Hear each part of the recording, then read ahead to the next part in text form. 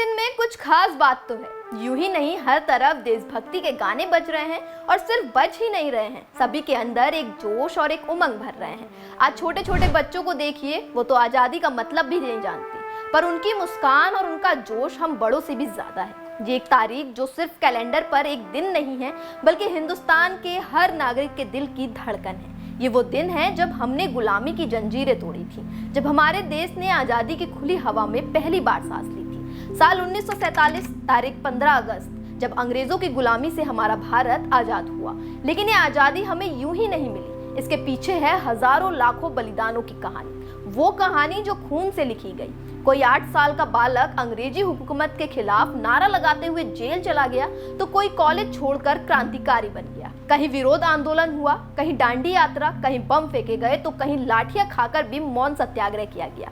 किसी ने तलवार से लड़ाई की तो किसी ने कलम से।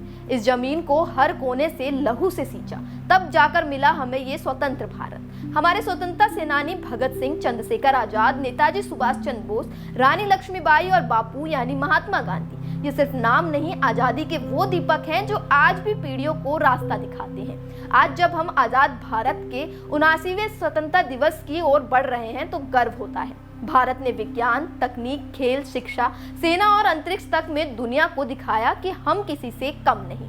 तिरंगा अब चांद तक पहुंच गया है, लेकिन क्या हमने वो भारत बनाया जिसकी कल्पना हमारे शहीदों ने की थी? आजादी का मतलब सिर्फ तिरंगा फहराना नहीं है, बल्कि अपने देश और समाज के लिए जिम्मेदारी निभाना भी है। स्वच्छता, ईमानदारी, भाईचारा और देशभक्ति सिर्फ भाषणों में नहीं, हमारे रोजमर्रा के कामों में दिखना चाहिए। इस स्वतंत्रता दिवस पर आइए हम सिर्फ त्योहार न मनाएं, बल्कि ये संकल्प लें कि हम देश को आगे बढ़ाने में अपनी पूरी भूमिका निभाएंगे। देश को मजबूत बनाना सिर्फ सरकार की जिम्मेदारी नहीं, हम सबकी जिम्मेदारी है।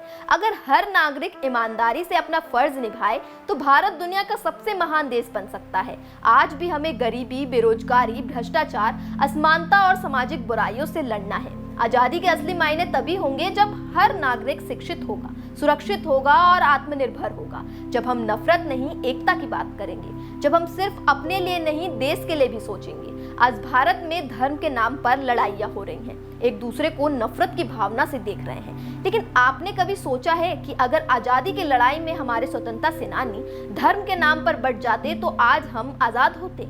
एक बहुत पुरानी कहावत तो आपने सुनी ही होगी, एकता में ही बल है। यानी जहां एकता है, वहां कोई नहीं हार सकता। अगर आजादी की लड़ाई में धर्म का बीज बो दिया जाता, तो आज स्थिति कुछ और होती। शायद हम आज भी अंग्रेजों के गुलाम होते।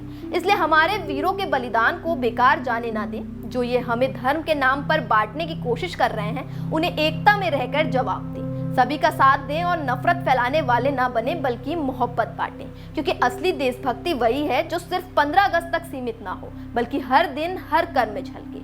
तो इस 15 अगस्त पर आइए हम सिर्फ झंडा ना लहराएं, एक संकल्प लें कि हम अपने अधिकारों के साथ अपने कर्तव्यों को भी निभाएंगे, कि हम नफरत नहीं फैलाएंगे, मोहब्बत को बढ़ाएंगे, कि हम देश को आगे ले जाने की जिम्मेदारी अपने कंधों पर लेंगे। क्योंकि असली देशभक्ति वही है जो सिर्फ 15 अगस्त तक सीमित ना हो, बल्कि हर दिन हर कर्म में झलके। न्यूज़ 31 चैनल की तरफ से हम आप सभी से एक और अपील करना चाहेंगे कि स्वतंत्रता दिवस के दिन जिस मान के साथ तिरंगे को खरीदें, उसी मान के साथ उसको संभालें। दिन के खत्म होने पर तिरंगे को सड़क पे फेंक कर उसका अपमान ना करें, क्योंकि अगर आप तिरंगे की हिफाजत नहीं कर सकते, तो उसे खरीदिए भी मत। जय हिंद, जय भारत।